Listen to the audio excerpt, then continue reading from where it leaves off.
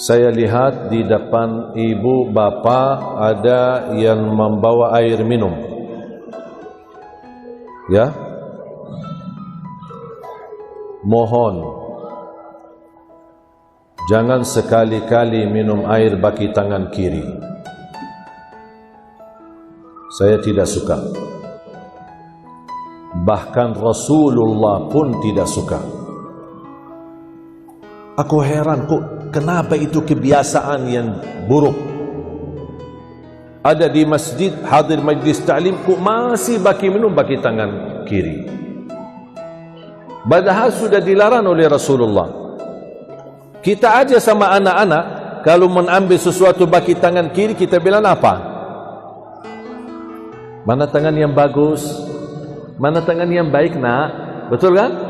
Nampaknya kita butuh juga sama orang dewasa. Pak, mana tangan yang bagus, Pak? Mana tangan yang bagus, Bu? Kebiasaan ini tolong dirubahkan. Supaya tidak salah langkah, taruh posisi botolnya di sebelah kanan.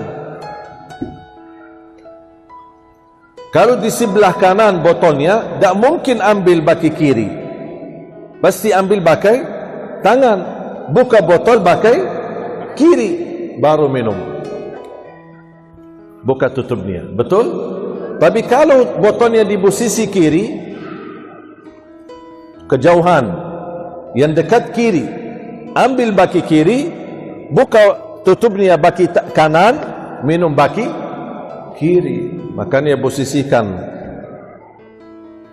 di mana taruh botolnya air, gelasnya, jus, mana makanan, apapun sebelah kanan. Biar begitu ambil baki tangan kanan. Kalau ada yang masih taruh di sebelah kanan, tapi ternyata begini, terus begini, dan minum baki kiri, itu orang sakit. Kita doakan semoga sembuh. Kenapa saya bilang taruh? Ini kan ikhtiar, usaha, supaya menjadi kebiasaan. Tapi masih ada yang begini. Buka, baru minum baki kiri. Astaghfirullahaladzim. Maaf ya Rasulullah. Maafkan. Kami berkata cinta Nabi Muhammad, tapi mohon maaf, banyak hal yang ingin kita perbaiki untuk meniru Nabi Muhammad. Mulai dari hal kecil, kita anggap ini kecil, ini hal bukan kecil, hal besar. Tapi kalau kita hargai, kita jaga, akan bertambah rasa cinta kita kepada Nabi Muhammad. Saya yakin Bapak Ibu semuanya cinta Nabi Muhammad, betul? Dan saya yakin itu. Saya yakin tidak diragukan bercintaan Bapak Ibu kepada Nabi Muhammad SAW. Tapi karena mungkin hal kebiasaan kita lakukan tanpa kita sadari.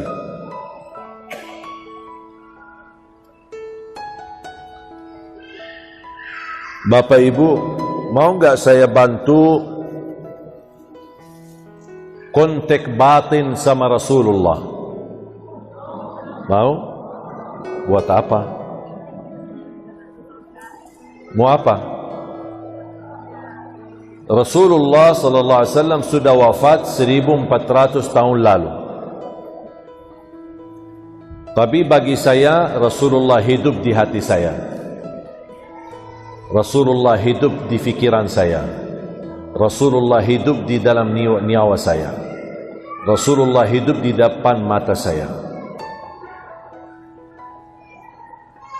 Bisa enggak itu dirasakan? Bisa? Rasul sudah wafat. Berapa lama? 1400 tahun. Tapi bagi saya, Rasulullah ada.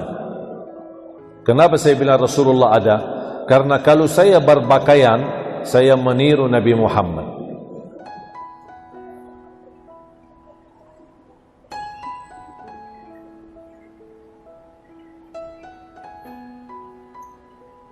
Allahumma salli ala Muhammad wa ala alihi. Allahumma salli.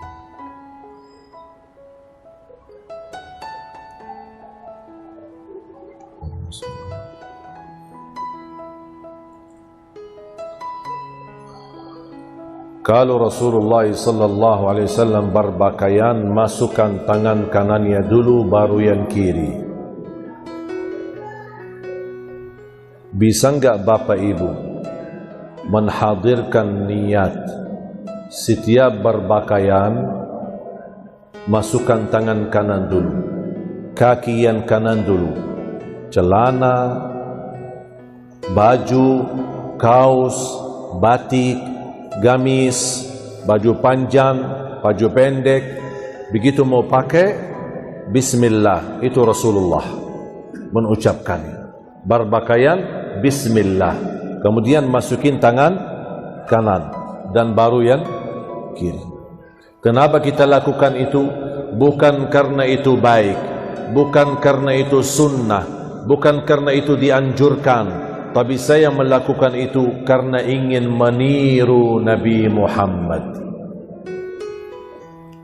Begitu lepas bajunya, yang keluar duluan adalah yang kiri. Lepas celananya yang keluar yang kiri. Sama ketika pakai sandal, sepatu, masukin kaki yang kanan, baru yang kiri. Begitu mau lepas, yang kiri duluan, baru yang kanan. Faham?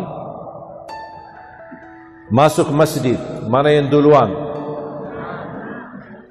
Apaan yang kanan? Kaki.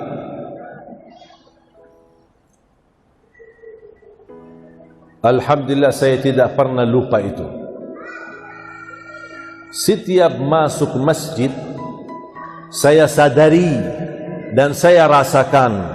Begitu saya angkat kaki, saya berbisik di hati saya, ya Rasulullah, ini saya menirumu.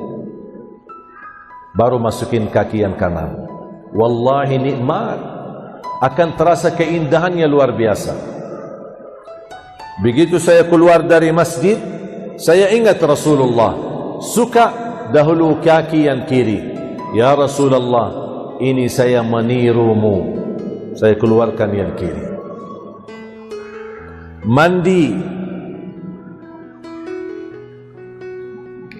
di bawah shower, atau kadang-kadang dimandiin sama istri saya. Saya suka mandi bareng sama istri. Pernah enggak bapak-bapak mandi bareng sama istri? Ya sering-sering dong.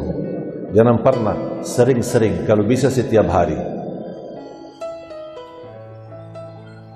Ketika saya di bawah shower, saya berdiri biar airnya kena duluan ke sebelah kanan. Kemudian saya geser baru ke sebelah kiri. Baru saya ke tengah untuk seluruh badan. Kenapa? Ingin meniru Nabi Muhammad. Zaman Nabi Muhammad tidak ada shower, tapi ketika Rasulullah SAW mengambil air, tumbahkan airnya ke sebelah kanan, kemudian tumbahkan airnya ke sebelah kiri, baru ke atas kepala untuk seluruh badan. Masuk kamar mandi, mana yang duluan? Kiri. Kenapa? Bukan karena itu dianjurkan, bukan karena itu sunnah, bukan itu yang diperintahkan, tapi saya melakukan itu karena ingin meniru Nabi Muhammad sallallahu alaihi wasallam. Minum dan makan, baki tangan yang kanan. Ingat, ini bukan karena hal itu baik, bukan karena sunnah, bukan karena itu amal salih, bukan karena itu diperintahkan, tapi saya ingin melakukan karena ingin meniru Nabi Muhammad. Coba Bapak Ibu, kalau segala aktivitas kita berusaha maksimal meniru Nabi Muhammad, wallahi bakal bertambah rasa cinta kepada Nabi Muhammad.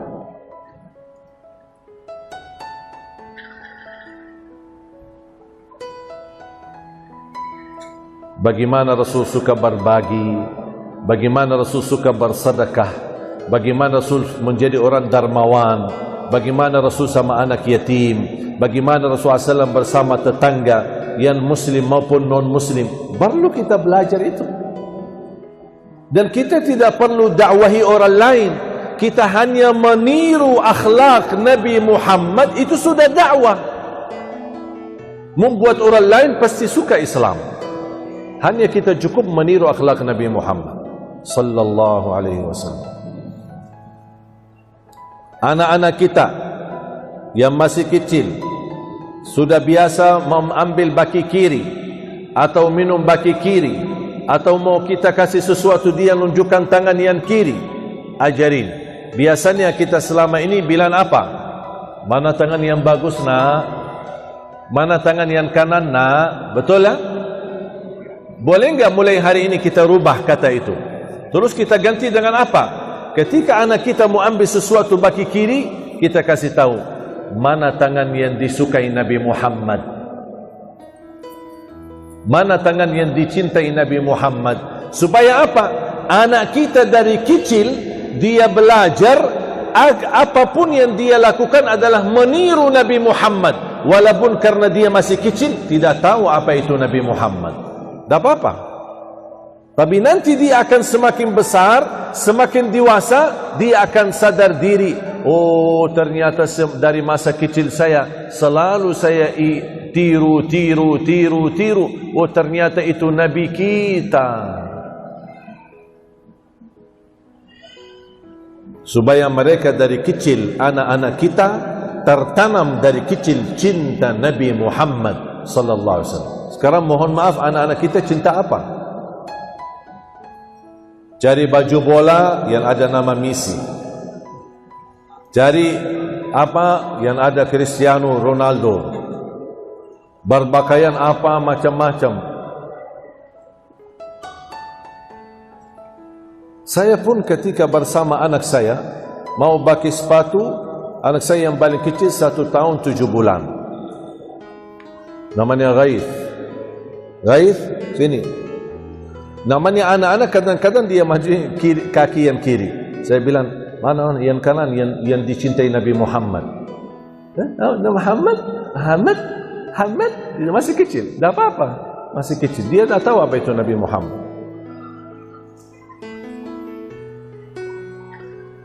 Jadi apa yang kita biasakan tertanam di hati anak kita, itu yang menjadi dia tumbuh sampai besar, membawa percintaan itu. Itu yang kita ingin, terwujud hubungan batin antara anak kita sama Rasulullah, antara diri kita sama Rasulullah sallallahu alaihi wasallam.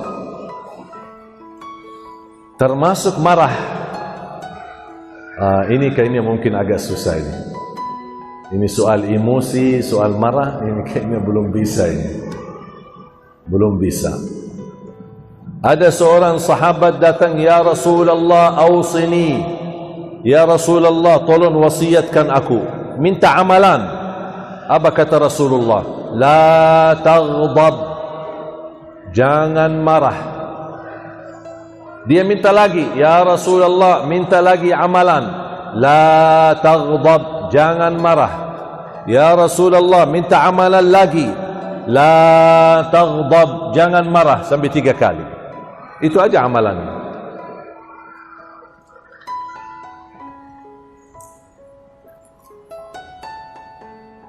Dan mohon maaf, teruji akhlak seorang mulia akhlaknya atau tidak ketika tertekan dengan ujian. Kalau tidak ada ujian, bukan namanya ujian akhlak biasa. Orang tak pernah diuji, Masya Allah, bapa ini mulia akhlaknya. Belum tentu. Belum tentu. Kapan bisa terbukti kemuliaan akhlak seorang? Ketika diuji. Tertekan dengan ujian, sakit, gelisah, dihina, dizalimi. Tapi sikapnya akhlak Nabi Muhammad, bukan akhlak jahiliyah.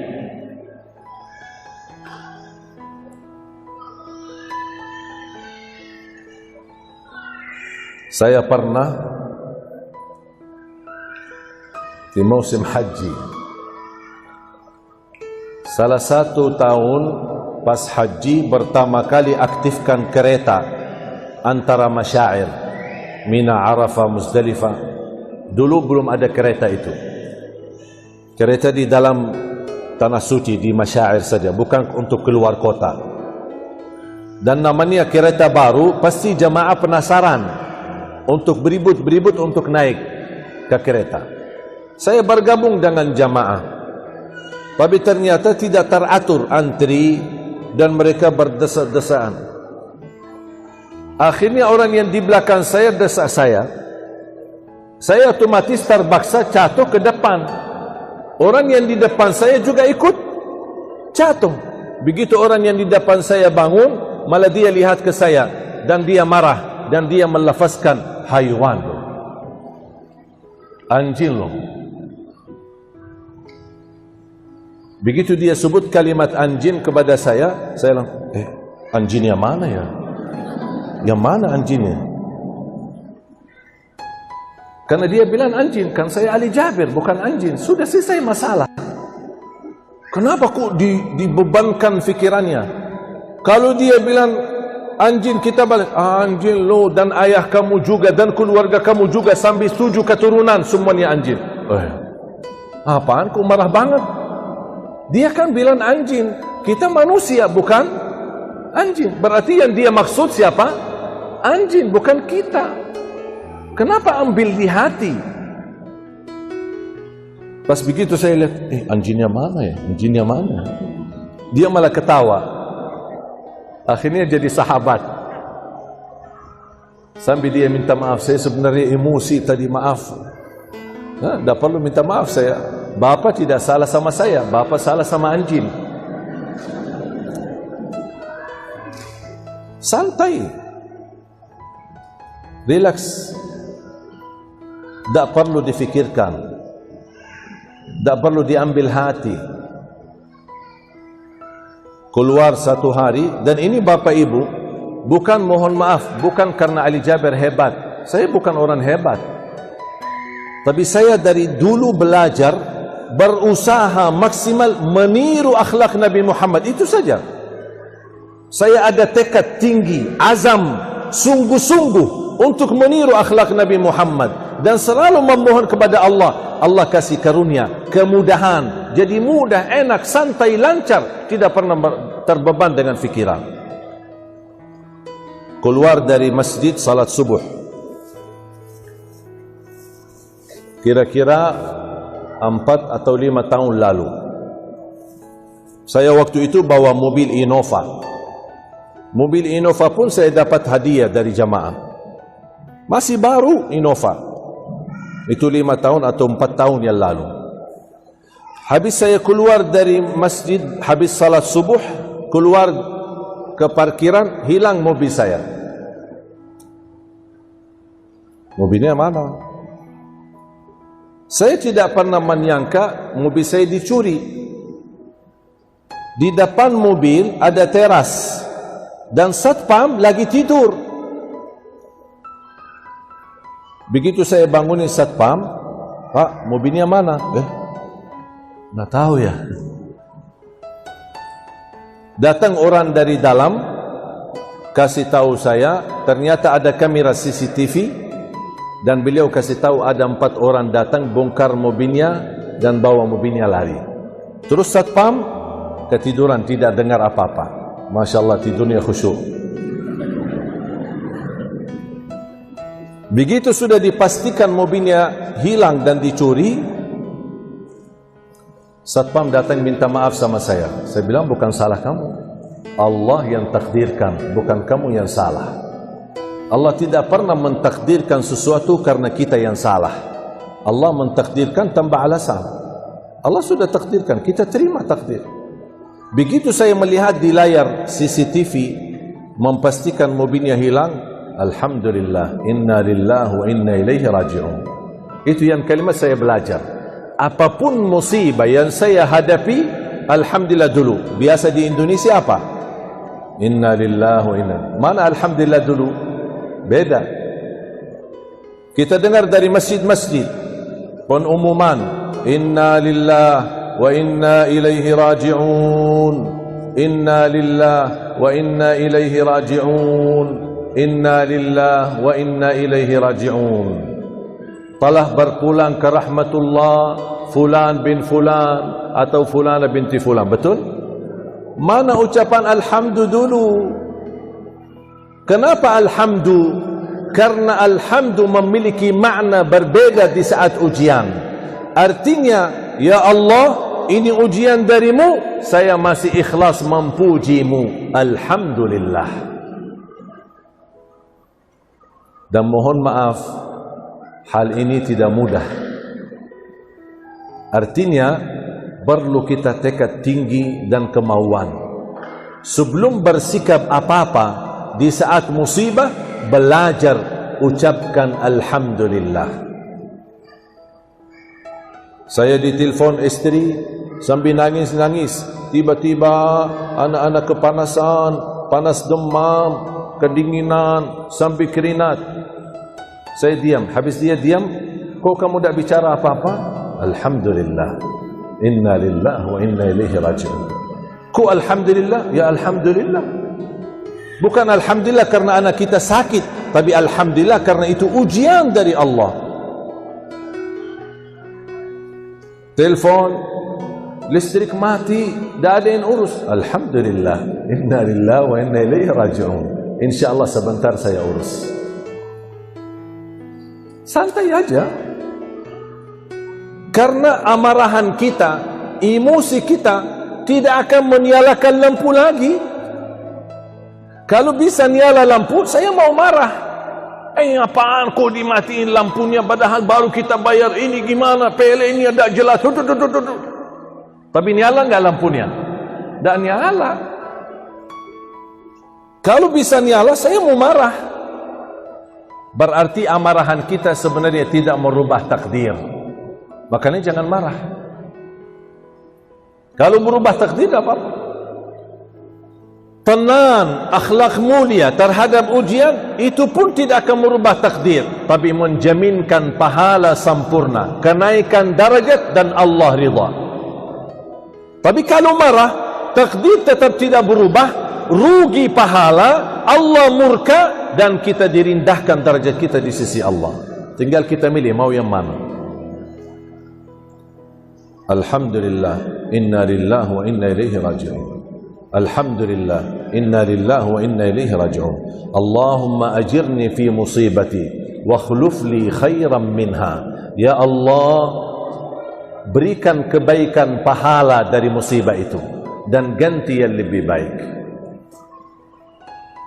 Sambil saya melihat di layar TV 4 orang yang datang curi mobil saya.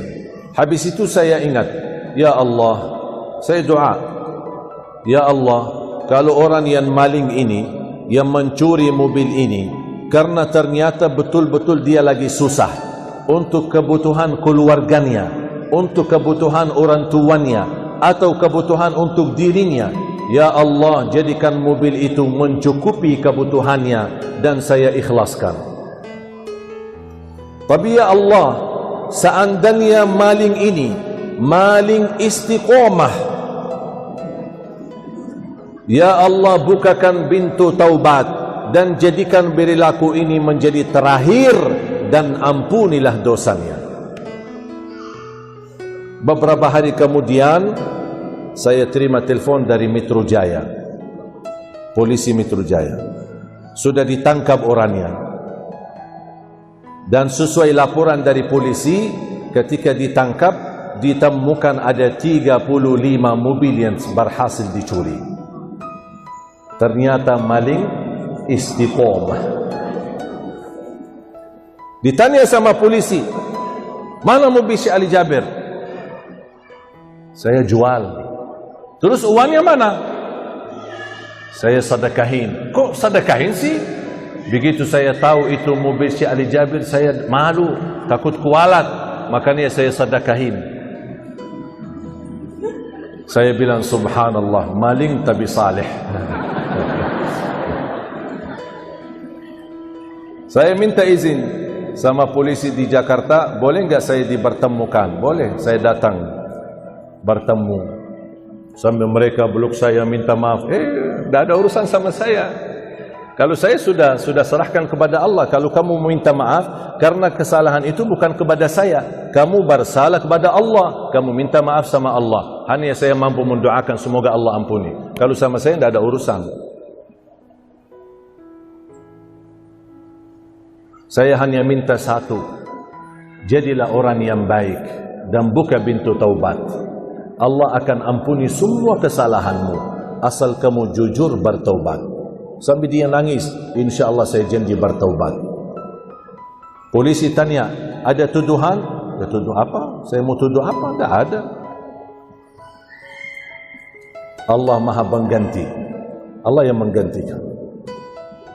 Sebelum saya terima berita mobil dipertemukan dan juga orang yang ditangkap, sebelum saya dapat berita itu, di dalam beberapa hari ke depan saya dapat berita Allah ganti 2 mobil. Yang hilang mobil Innova, tapi penggantinya CR-V Honda dan Honda BR-V. Subhanallah, lebih mahal lagi. Alhamdulillah. Santai aja apa-apa itu. Mudah-mudahan bapak-bapak tidak ada yang kehilangan istri ya. Santai aja. Belajar. Apapun ujian yang kita hadapi, jangan marah. Alhamdulillah. Jangan yang dikejar menjadikan target nilai manusia. Jangan peduli apa kata manusia. Dipuji itu nikmat dari Allah, dicaci maki itu ujian dari Allah. Itu sudah selesai.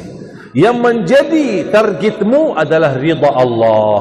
Allah ridha, beres. Allah tidak ridha, berarti harus saya berjuangkan supaya Allah ridha.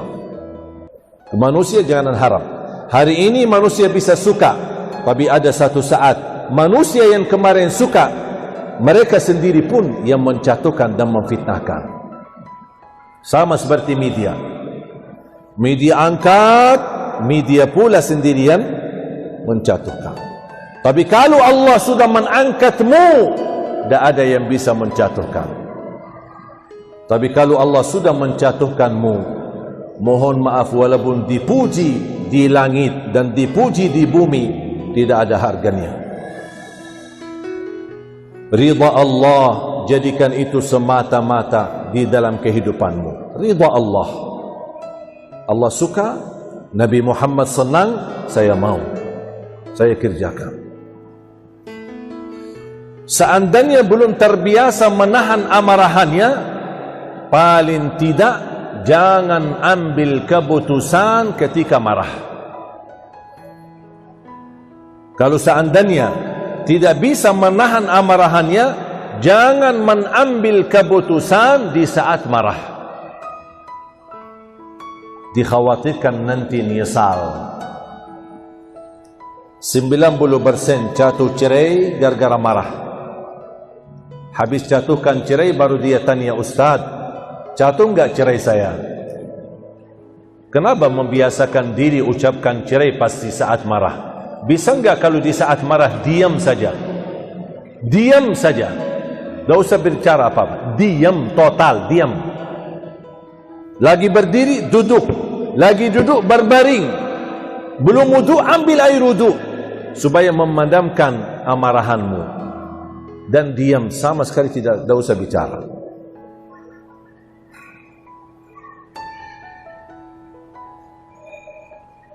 Kadang-kadang saya pulang, apalagi mendadak. Misal saya janji pulang habis maghrib, tapi pulangnya jam 10 malam. Jarang bawa HP, kadang mati. Ada HP di mana saya tidak tahu. Tidak pernah terlalu perhatikan HP. Pulang sudah malam, disambut sama istri, istri marah. Katanya mau pulang habis maghrib. Ya mendadak ada jamaah minta mampir ke rumahnya silaturahim. Dan saya mampir mendoakan, kasihan ibunya sakit. Kenapa tidak kasih tahu saya? Kenapa tidak kabarin sebelumnya? Kenapa?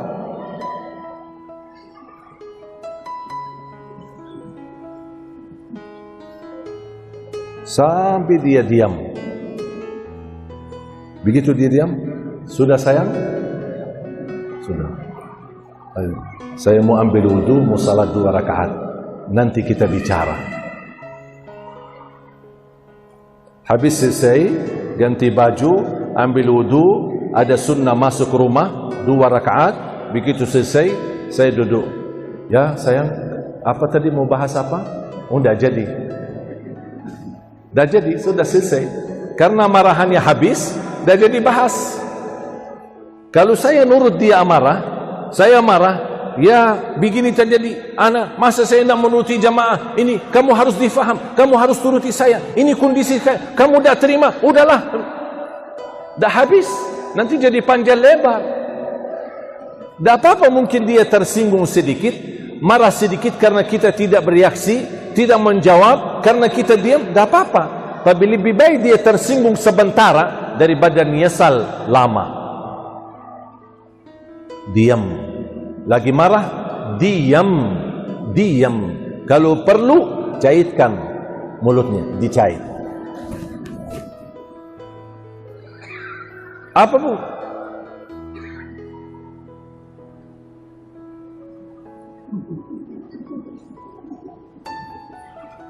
Bisa enggak kira-kira? Bisa? InsyaAllah. Ada niat. Apapun mulai dari langkah niat. InsyaAllah kalau diniatkan, InsyaAllah bisa. Itu yang kami selalu ajarkan dan tanamkan kepada anak-anak santri kami. Bukan hanya hafal Quran, bukan hanya bisa belajar Al-Quran, tapi bisa berakhlak, akhlakul Quran. Karena akhlak Nabi Muhammad adalah akhlakul Quran. Dan kita berusaha sambil belajar Al-Quran, terapkan akhlakul Quran. Sebelum saya tutup doa, menjadi PR untuk Bapak Ibu, nanti di rumah silahkan hayati surah Ali Imran, surah 3 ayat 133, 134, 135 dan 136.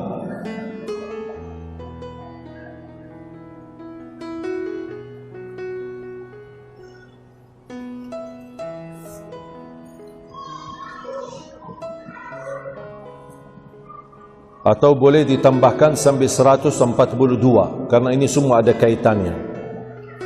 Dari 133 sampai 142. Surah apa? Surah Ali Imran, surah 3. Ini PR. Mau tahu rahasia tidak marah? Mau tahu apa yang harus saya amalkan supaya bisa menahan emosi, supaya saya bisa mengendalikan diri? Di situ amalannya. Dari ayat Ali Imran surah 3 ayat 133 sampai 142. Mohon dibaca pelan-pelan, diajarkan, difahami, didalami, dibaca terjemahannya berkali-kali sampai meresap di hati dan meyakini kalau anda ingin meraih sifat muttaqin, orang yang muttaqin, yang bertakwa, di situ Allah jelaskan sifat-sifat mereka. Mudah-mudahan insyaAllah bermanfaat. Bisa? Saya kali ini saya cuma bacakan ayatnya, PR-nya untuk Bapak Ibu nanti pas kalau di rumah untuk membaca terjemahannya. A'udzu billahi minasyaitonir rajim. Bismillahirrahmanirrahim. وسارعوا إلى مغفرة من ربكم وجنة عرضها السماوات والأرض أعدت للمتقين الذين ينفقون في السراء والضراء والكاظمين الغيظ والعافين عن الناس والله يحب المحسنين والذين إذا فعلوا فاحشة أو ظلموا أنفسهم ذكروا الله فاستغفروا لذنوبهم ومن يغفر الذنوب إلا الله ولم يصروا على ما فعلوا وهم يعلمون أولئك جزاؤهم مغفرة من ربهم وجنات تجري من تحتها الأنهار خالدين فيها ونعم أجر العاملين قد خلت من قبلكم سنن فسيروا في الأرض فانظروا كيف كان عاقبة المكذبين هذا بيان للناس وهدى وموعظة للمتقين ولا تهنوا ولا تحزنوا وأنتم الأعلون إن كنتم مؤمنين إن يمسسكم قرح فقد مس القوم قرح مثله وتلك الأيام نداولها بين الناس وليعلم الله الذين آمنوا ويتخذ منكم شهداء والله لا يحب الظالمين وليمحص الله الذين آمنوا ويمحق الكافرين أم حسبتم أن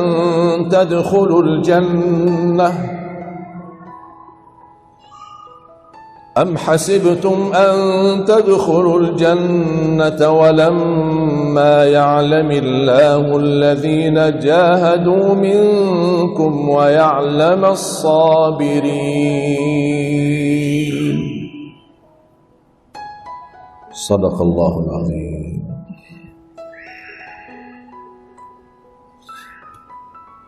لا إله إلا الله. Wallahi indahnya Al-Quran. Semua apa yang kita butuhkan wallahi ada di dalam Al-Quran. Keselamatan, kebahagiaan, kelancaran, kemuliaan, rahmatan lil alamin, tinggikan darajat, berlindungan, bersungguhan, pahala yang begitu besar, kemuliaan akhlak. Wallahi Al-Quran itu nikmat. Sayang sekali seharusnya kita umat Islam sangat bangga dan bersyukur kita mempunyai Al-Quran ini. Sempurna, suci, tidak ada sedikit pun keraguan di dalamnya. Dan orang yang berkata Al-Quran mengajarkan radikal, wallahi dia tidak faham apa itu Quran. Belum tentu bisa baca Al-Fatihah. Orang yang faham isi Al-Quran dan berakhlak akhlakul Quran tidak mungkin radikal. Justru sebaliknya, rahmatan lil alamin. Mohon maaf kalau bukan Al-Quran rahmatan lil alamin, berarti tidak ada rahmat lil alamin lagi. Sumber rahmatan lil alamin Al-Quran, dan sumber rahmatan lil alamin Nabi Muhammad sallallahu alaihi wasallam. Dan Nabi Muhammad ketika Siti Aisyah ditanya bagaimana akhlak Nabi Muhammad, dia menjawab singkat, akhlak Nabi Muhammad adalah akhlakul Quran. Sudah selesai. Sudah faham? Mudah-mudahan Bapak Ibu semua dijadikan oleh Allah ahlul Quran, pencinta Al-Quran, berakhlak akhlakul Quran.